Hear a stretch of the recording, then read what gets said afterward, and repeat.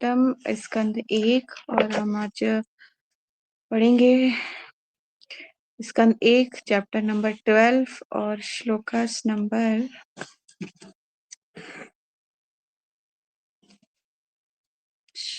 21। 21 कल हमने 20th करा था। ओम नमो भगवते वासुदेवाय। ओम नमो भगवते वासुदेवाय। ओम नमो भगवते वासुदेवाय। नारायणं नमस्कृत्यं नरं चैवं नरोत्तमं देवीं सरस्वतीं व्यासं ततो जयम् उदीरये। नष्टप्रायेषु अभद्रेषु नित्यं भागवतं सेवया भगवती उत्तमं श्लोके भक्तिर्भवति नष्ट की।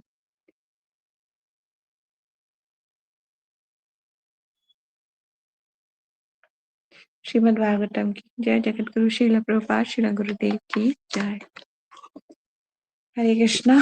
तो रिवीजन करते हैं, कल हमने क्या क्या पढ़ा था।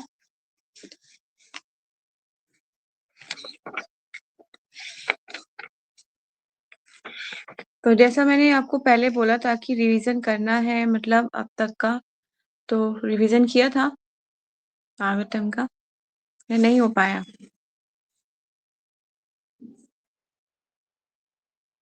ओके, ठीक है। आप एक तो ना ग्रुप बनाना चाहिए वैसे रीडिंग का भी, और रीडिंग से मतलब कि जो जो आपने पढ़ा उसके बारे में आप चर्चा कीजिए, उसके नोट्स साथ में बनाइए, कोई चैलेंजेस आता है तो पूछिए। ऐसा करके ना हमें ऐसा कंपैटिबिलिटी बिठानी चाहिए अपने लोगों के साथ कुछ, ताकि हम अच्छे से कोई भी सब्जेक्ट है उसको समझ सकेंगे। श्रीमद् भागवतम को फर्स्ट बारी में समझने में थोड़ा सा चैलेंजेस आते हैं, लेकिन अगर कोई समझाते जाते तो इजी भी हो जाता है, और फिर भगवत गीता बहुत आसान लगती है फिर समझने में। हो रहा होगा ऐसा, है ना? हो रहा है, नहीं हो रहा है? तो फिर भगवत गीता लगता है कि हाँ बहुत आसान है फिर भगवत गीता। लेकिन अब फर्स्ट टाइम जैसे भगवत गीता कोई रीड करेगा ना, उसको बहुत टफ लगेगा। क्या बोल रहे हैं, सांख्य योग क्या है, फिलोसफी, ये विष्णु कौन, 3 तरीके के विष्णु कैसे हैं, हमने तो एक ही विष्णु जानते हैं, है ना? तो मतलब ये फिलोसफी भागवतम जिस जो पढ़ रहा है उसको क्लियर हो जाएगा कि हाँ ऑलरेडी भागवतम में वर्णित है। ठीक है, तो आगे चलते हैं। तो कल हमने पढ़ लिया परीक्षित महाराज का जन्म हो चुका है, जैसे हमने पहले ही कल जिक्र किया था, और उनका नाम जो है उनका नामकरण वगैरह हो चुका है। और युधिष्ठिर महाराज ने पूछा ये बालक कैसा होगा, कुल का कुल में इसकी मतलब कुल के ऐश्वर्य को बढ़ाने वाला होगा। और उन्होंने फिर ब्राह्मणों ने कुछ उत्तर दिया कि जो है प्रतापुत्र, ये बालक क्या रहेगा, राजा मनु इक्वाशु की तरह ही होगा, मतलब समस्त जीवों का पालन करने वाला होगा, है ना? और ब्राह्मणीय सिद्धांतों की बात अगर कर लें तो ये विशेष रूप से मतलब अपने वचन का पालन करने में किसके साथ किसके समान होगा, ये दशरथ के पुत्र राम के जैसा होगा, दृढ़ प्रतिज्ञा। ठीक है, तो उन्होंने ऐसे उनके कुछ गुण बताए थे। और फिर जो है तात्पर्य में भी प्रभुपाद जी बहुत कुछ बताते हैं कि भगवान राम कौन है थे, और उनकी पूरी मतलब पूरी रामायण को बहुत शॉर्ट फॉर्म में प्रभुपाद जी ने समझा दिया था। ठीक है, और ये भी बताया था कि ब्रह्मा के एक दिन में कितने मनु होते हैं, 14 मनु होते हैं। ठीक है, तो इसी तरह से सब चीजों को अच्छे से इसको एक्सप्लेन करा गया था। अपौरुषेय क्या होता है, अपौरुषेय का अर्थ ये भी यहाँ पे हमने कल पढ़ा था, इम्पोर्टेंट है ये। अतः कुरुक्षेत्र के युद्ध में अर्जुन को फिर से उसकी शिक्षा दी गई। इस तरह सारा वैदिक साहित्य सृष्टि के प्रारंभ से ही चला आ रहा है, और क्या कहलाता है ये, अपौरुषेय कहलाता है। ठीक है, जिसका अर्थ ये होता है कि मनुष्य द्वारा रचित ये नहीं है। ठीक है, इसलिए क्या है, ये अपौरुषेय है। और फिर उसके बाद हमने ये पढ़ा था कि आगे वो बोलते हैं कि ये बालक जो होगा किसके समान सुप्रसिद्ध होगा, उशी नर निरेश और शिबी की भांति उदार होगा, दानवीर होगा। तो हमने महाराज शिबी की कहानी पढ़ी थी, है ना? कि क्या था, उन्होंने कबूतर के भार के बराबर एक कबूतर को बाज से बचाने के लिए उन्होंने अपने शरीर का मांस काटते गए थे। ठीक है ना? और फिर वो जो कबूतर था अपना वेट बढ़ाता गया बढ़ाता गया, तो फिर उन्होंने अपने आप को ही दान में दे दिया। तो देवती जो थे कौन था, इंद्र थे और अ, हाँ, तो ये लेने आए थे ना, उनकी परीक्षा लेने के लिए आए थे। तो फिर अ, इस तरह से वो जब अपनी परीक्षा में सफल हुए और उनको आशीर्वाद दिया फिर महाराज शिवी को। तो एक किस तरह से राजा का क्या कर्तव्य होता है और किस तरह से वो जो है उसको आचरण करना चाहिए, ऐसा हमें महाराज शिवी के से मिलता है अ, उनके चरित्र से। तो यहाँ पर नरेश शिबी की बात ही उदार बताया गया है, शरणागतों का रक्षक होगा, कुल का नाम और यश उसी तरह फैला देगा जिस तरह महाराज दुष्यंत के पुत्र भरत ने किया था। ठीक है, तो हमने 3 भरत के बारे में पढ़ा था। कौन कौन से 3 भरत थे, बताइए। हम्म। हम्म। यस, ये 3 तरह के भरत हुए हैं। ठीक है, तो आज चलते हैं श्लोका नंबर 21। शिला प्रभुपाद शिला गुरुदेव की जय।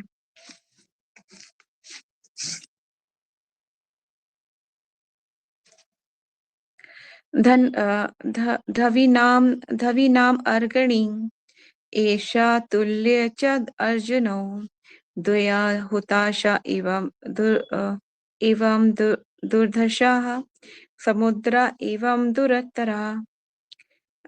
धन्वीनां महान धनुधरो में अर्गणी सर्वश्रेष्ठ ऐसा ये बालक तुल्य समान रूप से उत्तम च तथा अनुज्यो अनु अर्जुन्यो अर्जुन का द्वयो दो हुताशाह हुताशा अग्नि एव सदस्य धुर्धर्षः दुनिवार बेरोक समुद्र समुद्र एव दुरत्तरः एव मतलब सदस्य दुरत्तरा दुलाग्नि पार न करने योग्य।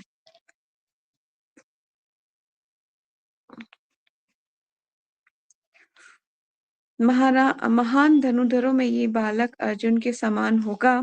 जो धनुधर होते हैं उनमें किसके समान होगा, अर्जुन के समान होगा।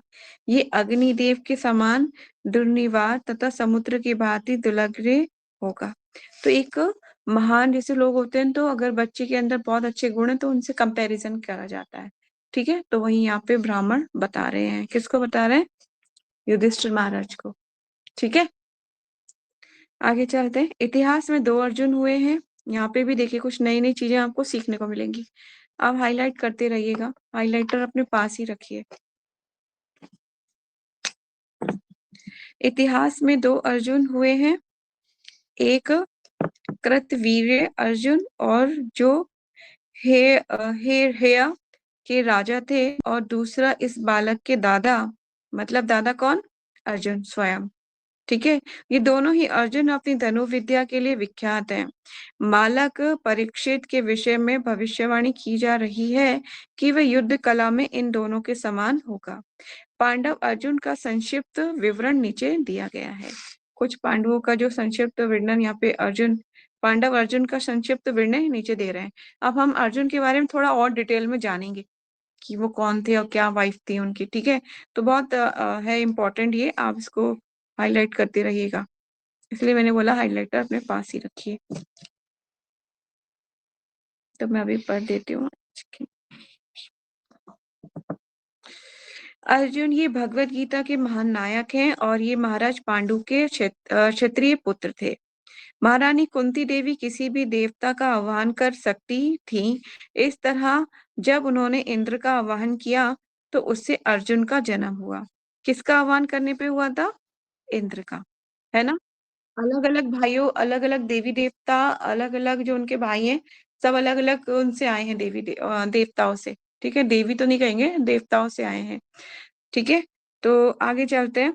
तो जिससे अर्जुन का जन्म हुआ, अतएव अर्जुन स्वर्ग के राजा इंद्र के पूर्ण अंश हैं।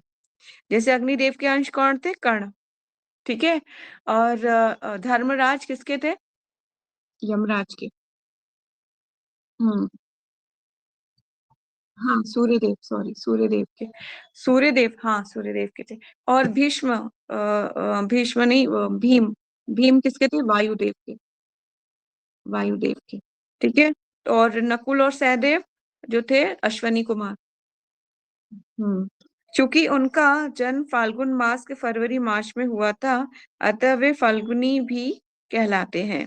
अ, जब वे कुंती के पुत्र के रूप में प्रकट हुए तो आकाशवाणी हुई कि ये पुत्र महान होगा। उनके जन्मोत्सव में ब्रह्मांड के सारे महत्वपूर्ण व्यक्ति यथा देवता, गंधर्व, आदित्य, सूर्य, लोकवासी, रुद्र, वसु, नाग, ऋषि तथा अप्सराएं सम्मिलित हुए थे। ये अप्सराओं ने अपने स्वार्गिक नृत्य तथा गायन से सबों को प्रमोदित किया था। कृष्ण के पिता तथा अर्जुन के मामा श्री वसुदेव अपने पुरोहित कश्यप को सारे संस्कारों द्वारा अर्जुन को परिशुद्ध करने के लिए भेजा था। उनका नामकरण संस्कार शतभंग के निवासी ऋषियों ऋषियों की उपस्थिति में संपन्न हुआ। उनकी 4 पत्नियां थीं। जब मैंने ये पढ़ा था ना उनकी 4 पत्नियां, तो मेरे कान खड़े हो गए। मैंने बाप रे, अर्जुन तो मतलब सबसे बड़े गृहस्थ भगवान ने चुना भगवत गीता का उपदेश देने के लिए। 4 पत्नियों की भी डिटेलिंग है इसमें। तो उपस्थिति में संपूर्ण उनकी उनकी 4 पत्नियां थी। हाईलाइट कर लीजिएगा, द्रौपदी, सुभद्रा और चितांगदा तथा उलूपी। उनमें से जिनसे 4 पुत्र उत्पन्न हुए थे, जिनके नाम क्रमशः श्रुतकीर्ति, अभिमन्यु, भृगुवाहन तथा इरावान थे। विद्यार्थी जीवन में इन्हें अन्य पांडवों तथा कौरवों के साथ महान आचार्य द्रोणाचार्य की देखरेख में अध्ययन करने के लिए सौंपा गया। सब गए थे यहाँ पे, सारे पांडव कौरव सब गए थे द्रोणाचार्य से शिक्षा लेने के लिए।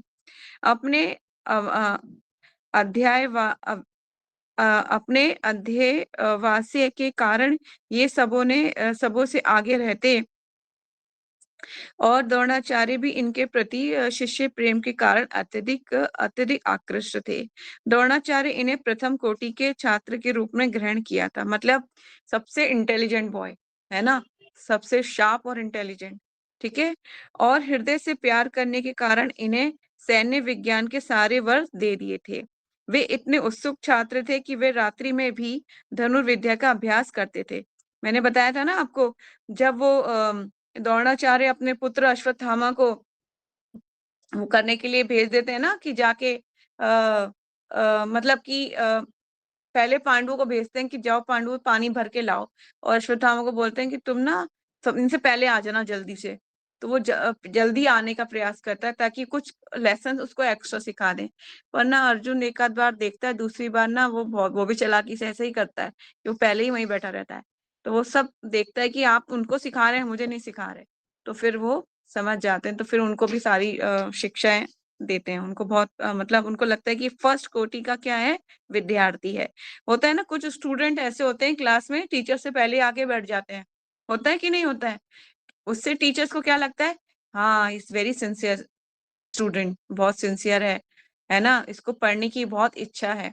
ऐसे नहीं कि टीचर तो बेचारा मक्खियां मार रहा है और स्टूडेंट आ रहे हैं आराम से, तो टीचर को क्या लगता है, मेरी तो मेहनत वेस्ट गई, मेरा सब वेस्ट है, पढ़ाना इन लोगों को, मूर्ख नंबर 1 है एक सब तरीके के।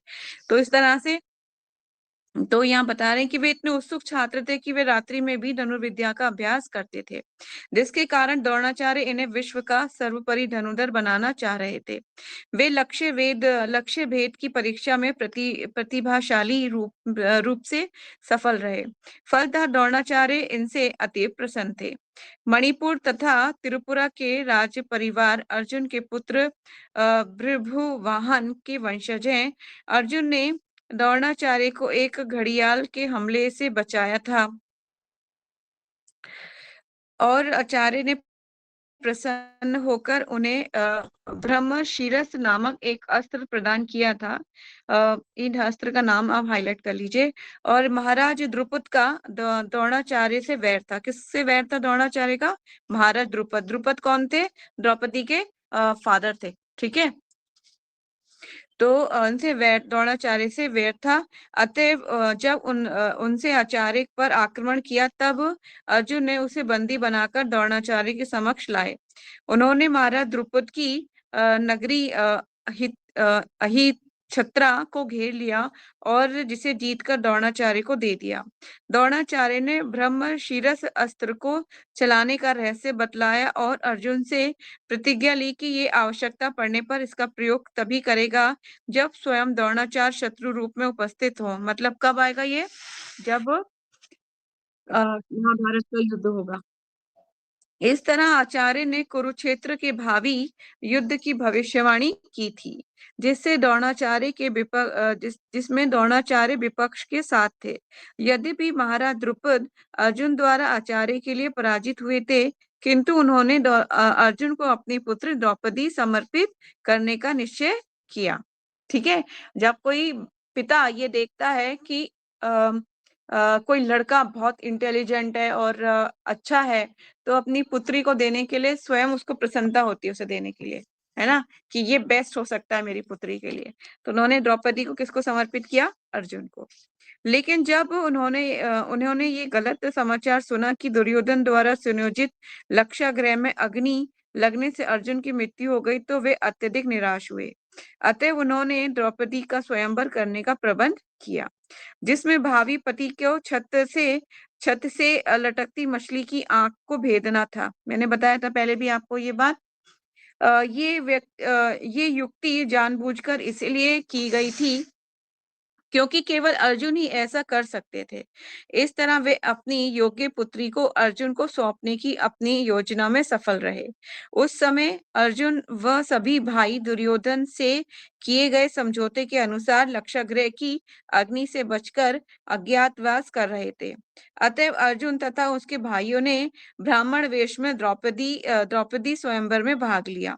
जब वहां पर एकत्रित समस्त क्षत्रिय राजाओं ने देखा कि द्रौपदी ने एक दरिद्र ब्राह्मण को पति के रूप में चुना है, तब श्री कृष्ण ने बलराम से अर्जुन के परिचय का खोल भेद खोल खुला परिचय का भेद खुला किया खुला खोल दिया होना चाहिए यहाँ पे। हरिद्वार में उनकी भेंट नागलोक की कन्या कुलूपी से हुई। कहाँ हुई? अर्जुन की दूसरी भेंट दूसरी पत्नी के नाम बताया गया है, हरिद्वार में हुई थी उनकी भेंट। कहाँ, कौन थी ये? नागलोक की कन्या थी, है ना। इसको आप हाईलाइट कर लीजिए। वे उनसे आकृष्ट हुए और इस प्रकार इरावान का जन्म हुआ। इसी प्रकार उनकी भेंट मणिपुर के राजा की पुत्री चितंगदा से हुई और इससे विभुवाहन प्राप्त हुआ। भगवान श्री कृष्ण अपनी बहन सुभद्रा के अपहरण के लिए अर्जुन की सहायता करने की योजना बनाई, क्योंकि बलदेव उसे दुर्योधन को देने पर तुले हुए थे। बलराम जी चाहते थे कि जो सुभद्रा मैया का विवाह है किससे हो? दुर्योधन से हो, क्योंकि दुर्योधन कौन था? बलराम जी का शिष्य था, गदा युद्ध सिखाई थी उसको उन्होंने। ठीक है, युधिष्ठिर भी श्री कृष्ण के से सहमत थे और इस तरह अर्जुन ने बलपूर्वक सुभद्रा का अपहरण करके उसके साथ विवाह कर लिया, क्योंकि मनी मन वो भी उन्हें चाहती थी। सुभद्रा महारानी भी अर्जुन को चाहती थी। सुभद्रा का पुत्र अभिमन्यु था। ये पूरी ना लिनेज है, मतलब चेन है, इसको याद रखना थोड़ा सा डिफिकल्ट होगा, पर अगर आपका इंटरेस्ट बना तो बहुत इजी भी हो जाएगा। ठीक है, किसका विवाह किससे हुआ, कौन किसकी जनरेशन में आया, सत्यवती और कैसे हुआ, ये शांतनु महाराज की स्टोरी, सारा कुछ महाभारत इज सो वास्ट और लेकिन बहुत इंटरेस्टिंग भी है। ठीक है, आप अगर इसके बारे में मोर जानना चाहते हो तो you can log in Amogh Lila Prabhu ji की महाभारत सीरीज, है ना। उसको आप जो है सर्च करोगे, आपको सारी डिटेल मिल जाएगी वहां पर। तो वो सीरीज है पूरी, सुन सकते हो, बहुत इंपॉर्टेंट है, वो भी अच्छा है। जब वो कोविड का समय था तो प्रभु जी ने वो उसके लेक्चर्स की सीरीज बनाई थी, रोज लेक्चर्स होते थे। तो चलते हैं आगे। क्योंकि बलदेव उसे दुर्योधन को देने में तुले हुए थे, युधिष्ठिर भी श्री कृष्ण से सहमत थे। इस तरह अर्जुन ने बलपूर्वक सुभद्रा का अपहरण करके उनके साथ विवाह कर लिया। सुभद्रा का पुत्र अभिमन्यु था, जिनकी मृत्यु के बाद परीक्षित महाराज ने पुत्र के रूप में जन्म लिया। अब आ गए हम उस जगह पे, ठीक है, कि इनके मतलब परीक्षित महाराज के पिता कौन थे? अभिमन्यु। ठीक है, अभिमन्यु के पिता कौन थे? अर्जुन। ठीक है, कोई डाउट कोई कंफ्यूजन नहीं होना चाहिए। ठीक है, आगे चलते हैं। अर्जुन ने खांडव वन का अग्निदाह करके जब अग्निदेव को प्रसन्न कर लिया, तो अग्निदेव ने उन्हें एक अस्त्र प्रदान किया। तब अर्जुन ने खांडव वन में आग लगा दी, तो इंद्र अत्यंत क्रुद्ध हुआ और उसने अन्य देवताओं की सहायता से अर्जुन पर चढ़ाई कर दी। किंतु जब वे सब अर्जुन द्वारा पराजित हुए, तो इंद्रदेव को स्वर्ग लौट जाना पड़ा। अर्जुन ने एक मायासुर की भी रक्षा करने का वचन दिया था, और उसने एक मूल्यवान शंख प्रदान किया, जिसका नाम क्या था? देवदत्त। अर्जुन बजाते हैं ना भगवत गीता में देवदत्त नामक शंख। भगवान श्री कृष्ण का भी अपना शंख है, बाकी सबके अपने अपने शंख है ना। इसको भी याद रखना चाहिए, बहुत इंपॉर्टेंट है। देवदत्त नामक शंख किसका है? अर्जुन का है। जिस तरह से पांचजन्य शंख किसका है? भगवान श्री कृष्ण का है। इसी प्रकार इंद्रदेव ने उनकी शूरवीरता से प्रसन्न होकर अपने अनेक अस्त्र प्रदान किए। जब महाराज युधिष्ठिर मगध के राजा जरासंध ने को न हरा पाने से निराश हो रहे थे, तब अर्जुन ने ही उन्हें इस प्रकार से आश्वासन दिया, और तब अर्जुन, भीम तथा भगवान कृष्ण उनका वध करने के लिए मगध के लिए रवाना हुए। ठीक है। अब जब ये चिंता हुई कि भाई जरासंध का वध करना है, तो क्या हुआ? फिर भगवान श्री कृष्ण और अर्जुन मगध के लिए रवाना हुए। जब वे विश्व भर के राजाओं को पांडवों के अधीन बनाने के लिए बाहर गए जब वे विश्व भर के राजाओं को पांडवों के अधीन बनाने के लिए बाहर गए, जैसा कि प्रत्येक सम्राट के राजतिलक के बाद होता है, तो उन्होंने केलिंद नामक देश को जीता, और राजा भगदत्त को अपने अधीन किया। इसके बाद वे अंत अंतगिरी, उलुकपुर तथा मोदपुर जैसे देशों में विचरते रहे, और समस्त राजाओं को अपने अधीन बनाया। ठीक है। कभी कभी उन्होंने कठोर तपस्याएं की, और बाद में उन्हें इंद्रदेव से वरदान भी मिला। शिवजी भी अर्जुन के बल की परीक्षा करना चाहते थे, अतः वे एक आदिवासी के रूप में अर्जुन से मिले, और उन दोनों में भीषण युद्ध हुआ। और अंत में जब शिवजी उनसे प्रसन्न हुए और उन्होंने अपना परिचय प्रकट किया, तब अर्जुन ने विनीत भाव से उनकी प्रार्थना की, और उन्हें प्रसन्न होकर अर्जुन को पाशुपत अस्त्र प्रदान किया। ठीक है। ये शिवजी ने उनको प्रदान किया था।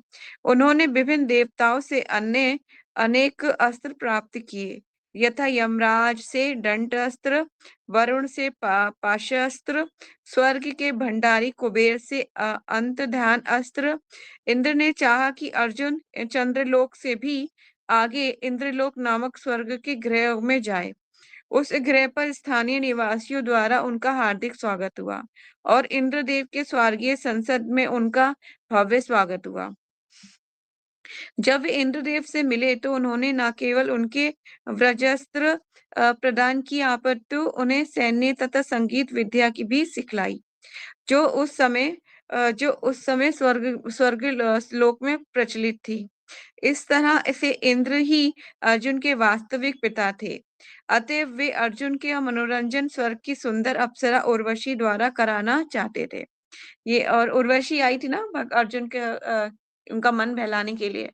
तो अर्जुन से बोली, अर्जुन चलो क्या नाम है, अमोल प्रमोद करते हैं। तो अर्जुन ने उन्हें माता बोल दिया था कि माता मैं सब ये सब नहीं कर सकता, मुझे क्षमा कर दीजिए।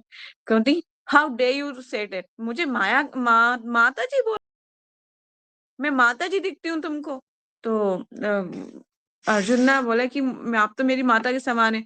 तो वो बहुत क्रोधित हो जाती है, तो अर्जुन को श्राप देती है, तुम ना 1 साल तक क्या रहोगे, जो है आप जो है अपना पुरुषत्व खो दोगे। मतलब तो इस तरह से अब वो 1 साल का इसलिए उनको अज्ञातवास करना था ना, तो ये सब तब काम आया।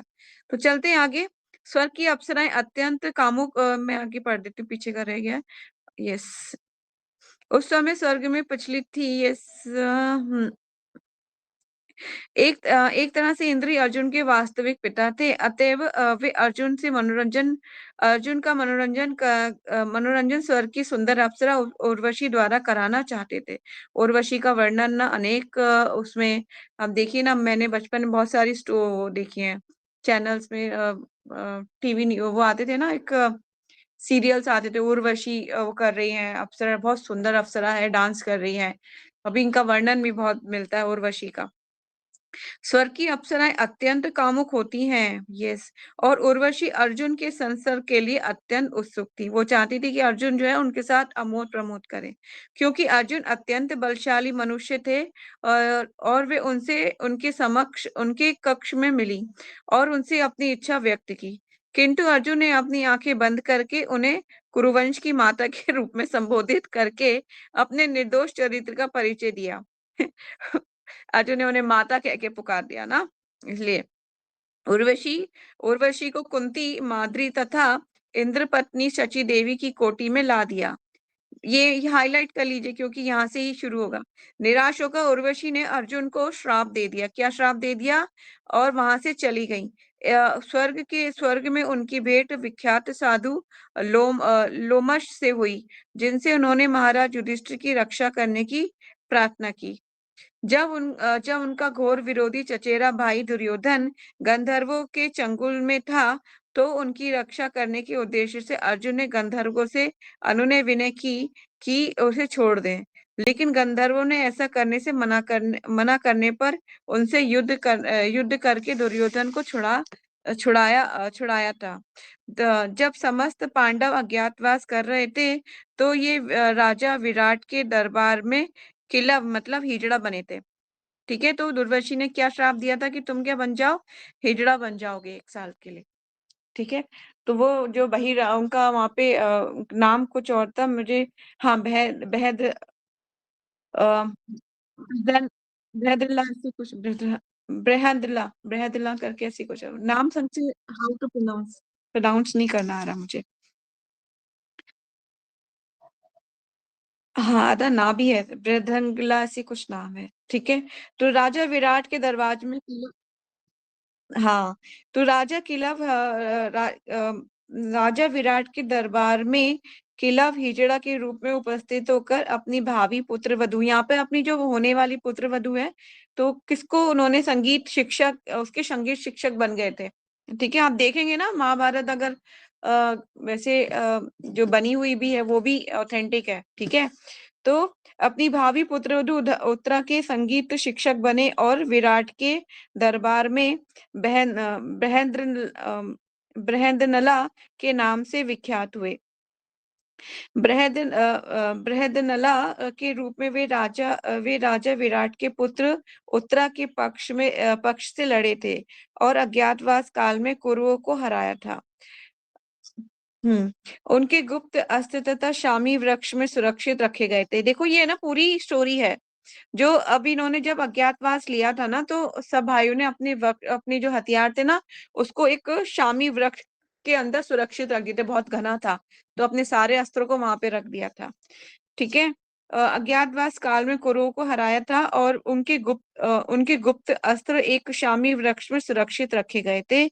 और उन्होंने उन्होंने उत्तर को आदेश दिया कि वे उन्हें ले आए। उत्तर कौन था? ये उत्तरा का भाई था। ठीक है, बाद में उत्तर उत्तर को उनका तथा उनके भाइयों का असली पहचान प्रकट कर दी गई।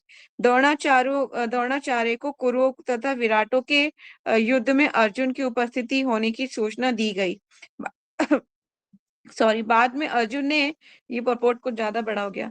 बाद में अर्जुन ने कुरुक्षेत्र के युद्ध क्षेत्र में कर्ण तथा अन्य बड़े बड़े सेनापतियों का वध किया। कुरुक्षेत्र के युद्ध के पश्चात उन्होंने अश्वत्थामा को दंड दिया, जिसने द्रौपदी के 5 पुत्रों की मौत के घाट उतार दिया था।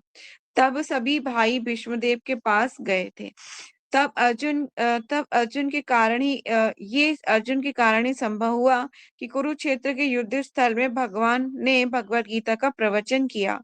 कुरुक्षेत्र में युद्ध भूमि में उनके आश्चर्यजनक कार्यों का महाभारत में विशद वर्णन हुआ है। किंतु अर्जुन अपने ही पुत्र भृगुवाहन द्वारा मणिपुर में पराजित हुए और मूर्छित हो गए। उलूपी ने तब उनकी रक्षा की।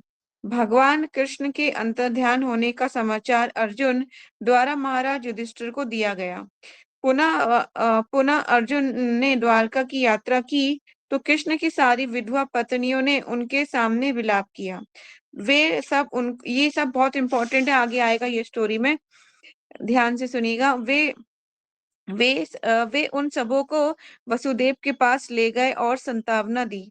बाद में वसुदेव के दिवंगत हो जाने पर कृष्ण की अनुपस्थिति में उन्हें ही उनका दाह संस्कार किया। तब अर्जुन कृष्ण की सभी पत्नियों को इंद्रप्रस्थ ले जा रहे थे, तो मार्ग में उन पर आक्रमण हो गया और वे उन स्त्रियों की रक्षा नहीं कर पाए। अंत में व्यासदेव अंत में व्यासदेव के उपदेश से सारे पांडव महाप्रस्थान के लिए चल पड़े। मार्ग में उन्होंने अपने बड़े भाई के अनुरोध पर अपने सारे अस्त्रों को व्यर्थ समझकर उन्हें पानी में फेंक दिया। ठीक है, तो इस तरह से उन्होंने महापरायण किया था। वो कहाँ गए थे? बद्रिका आश्रम। ठीक है, और एक एक करके सब अपना शरीर का छोड़ते गए थे। और वहां पे कहते हैं कि जब आप बद्रीनाथ धाम जाएंगे तो वहां पे एक स्वर्ग द्वार है। उस स्वर्ग द्वार से युधिष्ठिर महाराज जी बचे थे बस लास्ट में, तो वो स्वर्ग द्वार से पहुंच गए थे। ठीक है, आज भी वो मतलब बहुत दुर्लभ स्थान है। वहां पे बहुत ही कम मतलब लोग रहते भी नहीं है, वो सब सीजनल ऑफ सीजनल में ही आते हैं। जैसे सीजन होता है ना तभी आते हैं। तो बहुत दुर्लभ है स्थान, वो जाना चाहिए, सबको देखना चाहिए अपनी लाइफ में, कम से कम एक बार जरूर हमें 4 धामों की यात्रा करनी चाहिए। ठीक है, तो ये तात्पर्य आज का कुछ ज्यादा बड़ा हो गया है। अभी हमारे पास 8 बज चुके हैं, तो मुझे लगता है कि बाकी काम है कल पढ़ लेना चाहिए। क्वेश्चन डाउट है तो पूछ लीजिए।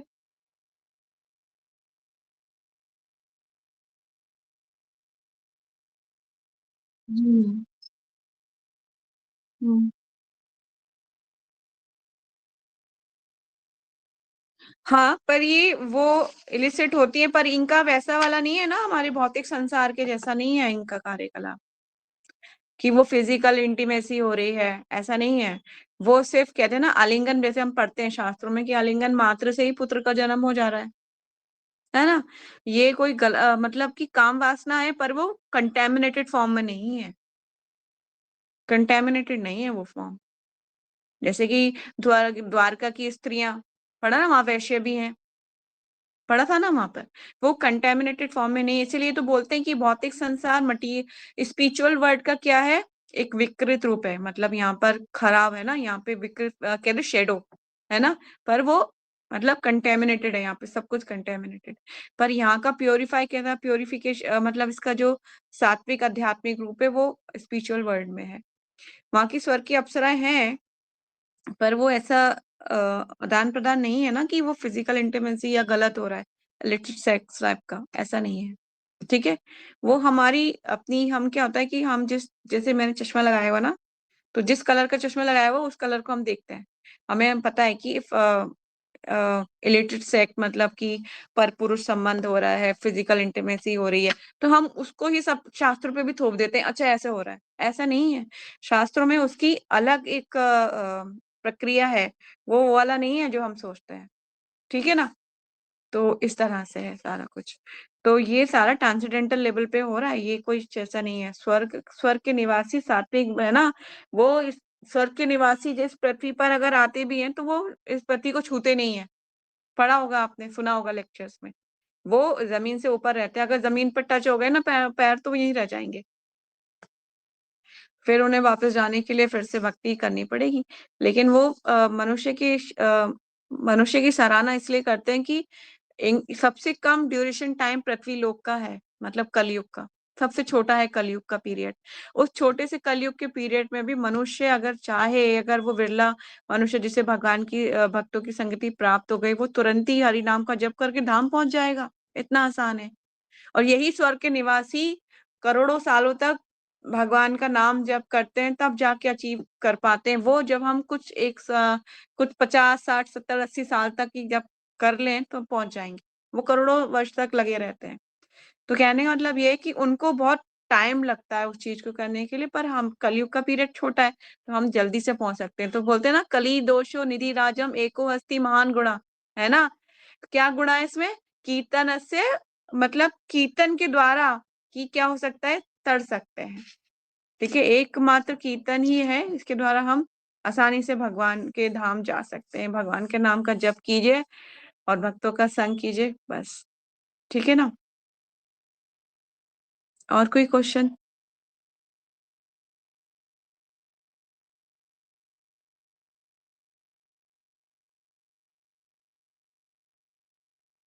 हुँ।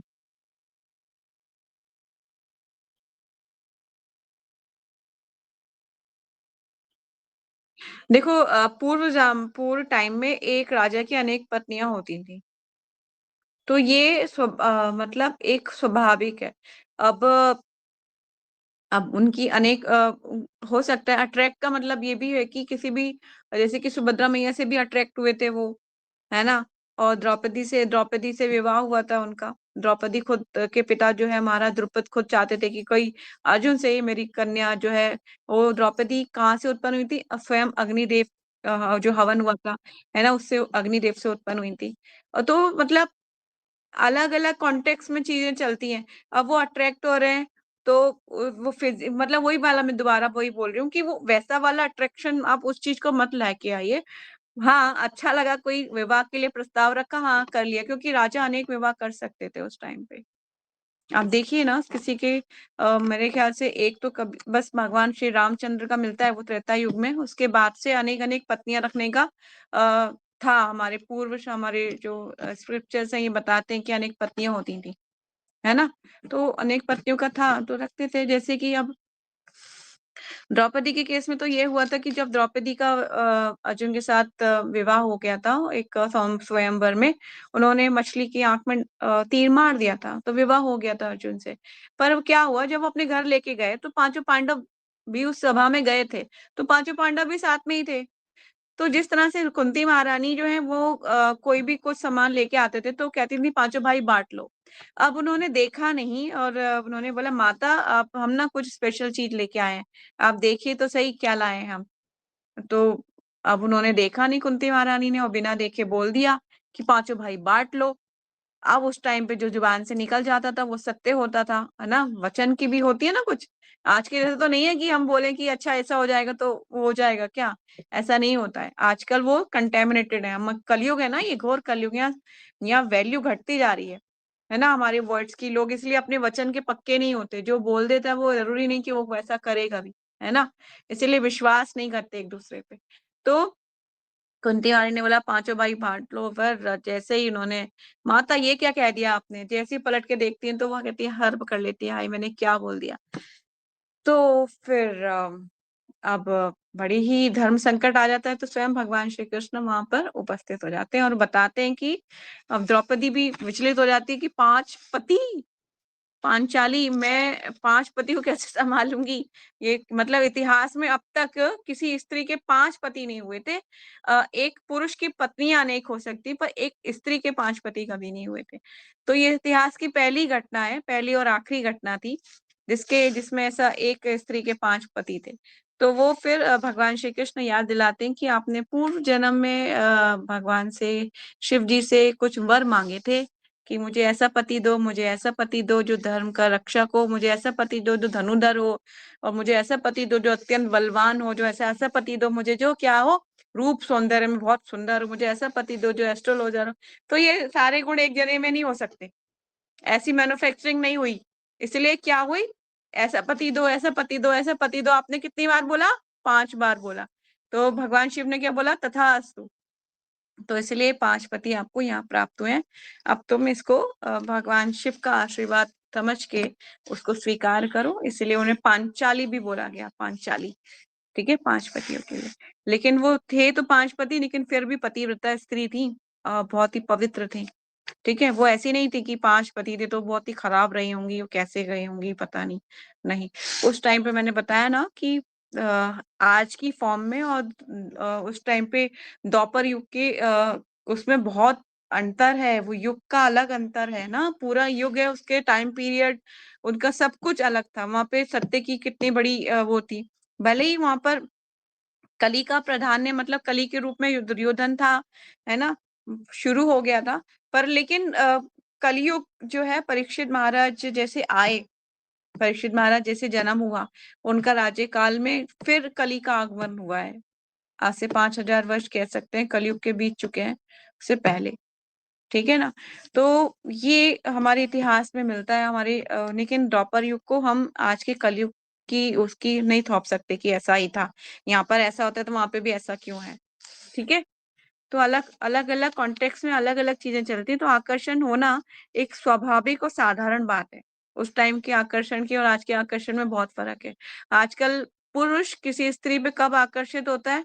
कब होता है? जब देखता है बहुत छोटे से कपड़े पहने हुए हैं, बहुत ज़्यादा चटक-मटक लग रही है, तब आकर्षित होता है। मोस्ट ऑफ द ऐसा ही ग होते हैं ना लोग। लेकिन वहाँ के उस टाइम के आकर्षण में और आज के आकर्षण में बहुत फ़र्क है। कलयुग है ये, घोर कलयुग।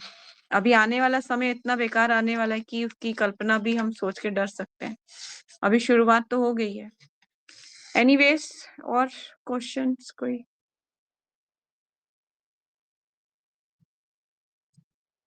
हुँ। आवाज़ चली गई।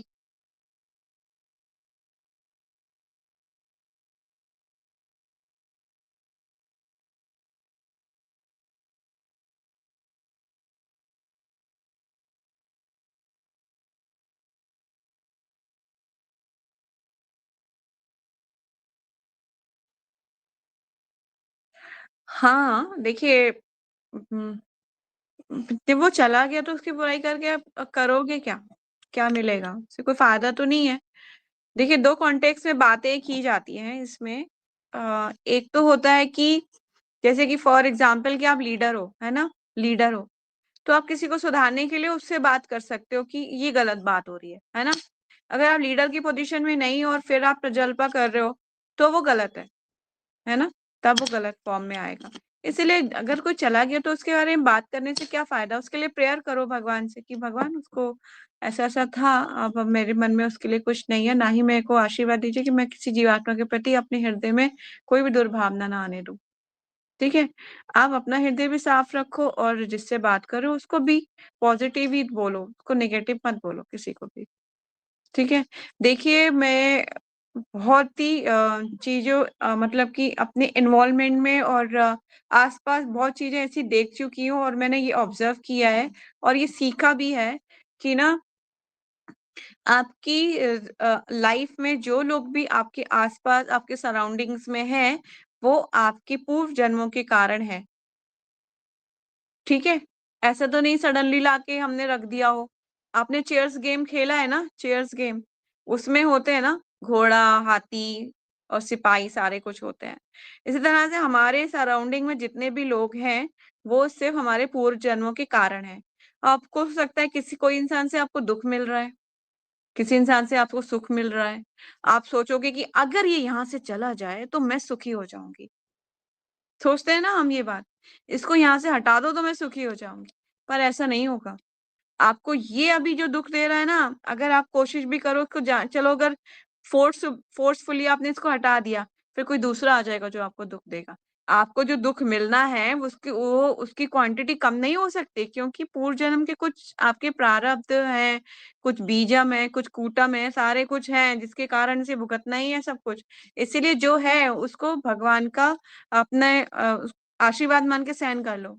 Krishna I will be tolerating for everyone चाहे वो कितना भी खराब क्यों ना हो और कोई गाली बके तो बहुत थैंक यू बोलना चाहिए भगवान बहुत थैंक यू सो मच विनम्र बनते हैं हम जितना कोई हमें गाली देता है थैंक यू उसको तो बल्कि ना एक ना अगर कोई आपको ऐसा कोई गलत बोले ना उसको और मिठाई विठाई खिलानी चाहिए तो वो सोचेगा कि ऐसा क्या हो गया मैंने ऐसा क्या बोला है खुश हो जाएगा और बोलेगा नहीं है ना बल्कि खुशी मनानी चाहिए। मैं तो सोचती हूँ खुश मनाओ कि अगर कोई बुरा बोले ना, थैंक यू सो मच बहुत अच्छा है, बहुत ही अच्छा है। मतलब कुछ लोग अगर सब प्यार करने वाले होंगे तो एक दिन तो बोर हो जाओगे उसमें भी, कि अब मैं तो बहुत बोर हो गई हूँ। ये भी तारीफ़ करता है, ये भी तारीफ़ करता है। अरे यार कुछ बुराइयाँ भी हैं, बुराई भी देख लो मेरी।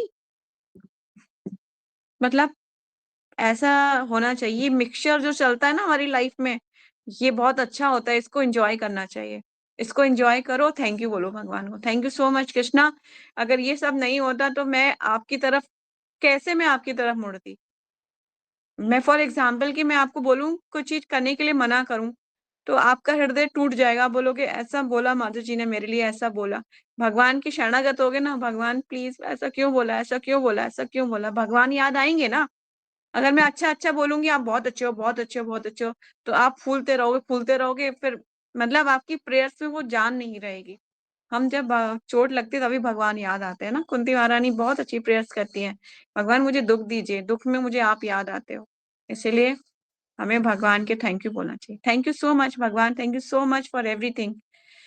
ठीक है, लेकिन इसका मतलब ये भी नहीं है कि मैं जानबूझ के हाथ काट लूं, कृष्णा मेरा हाथ कट गया, देखो मैंने हाथ काट लिया तुम्हारे लिए, ऐसा भी नहीं होना चाहिए। जानबूझ के किसी मतलब फेक एक्टिविटीज नहीं करनी है। नेचुरली आपके सराउंडिंग में कुछ हो रहा है, अगर कुछ बुरा हो रहा है, अच्छा हो रहा है, thank you Krishna, thank you Krishna, thank you. ठीक है ना, हमें थैंक यू बोलना चाहिए, क्योंकि प्रत्येक घटने वाली घटना हमारे पूर्व कर्मों के कारण है, पूर्व प्रारब्ध के कारण है।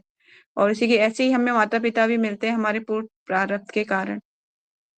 ठीक है, तो बहुत अच्छा है कि आपके पास आपके पेरेंट्स हैं, तो वी वी शुड रेस्पेक्ट, उनकी रिस्पेक्ट करनी चाहिए। वो हमारे पिता हैं, उन्होंने क्या किया है, हमारे को जन्म दिया है।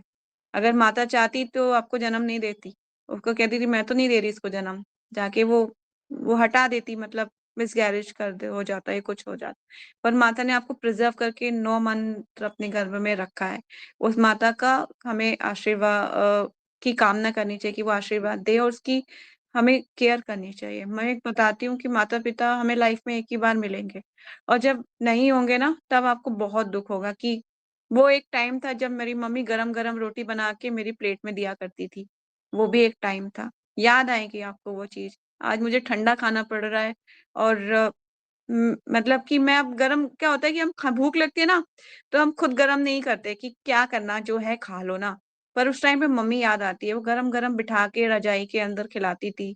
मम्मी ना कितनी अच्छी थी ना, वो याद आती है।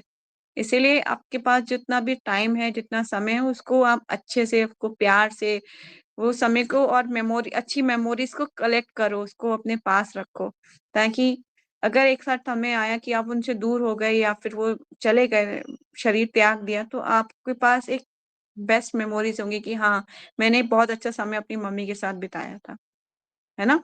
तो पेरेंट्स बहुत ही हमें रेस्पेक्ट करनी चाहिए पेरेंट्स की। ठीक है, और कोई क्वेश्चन?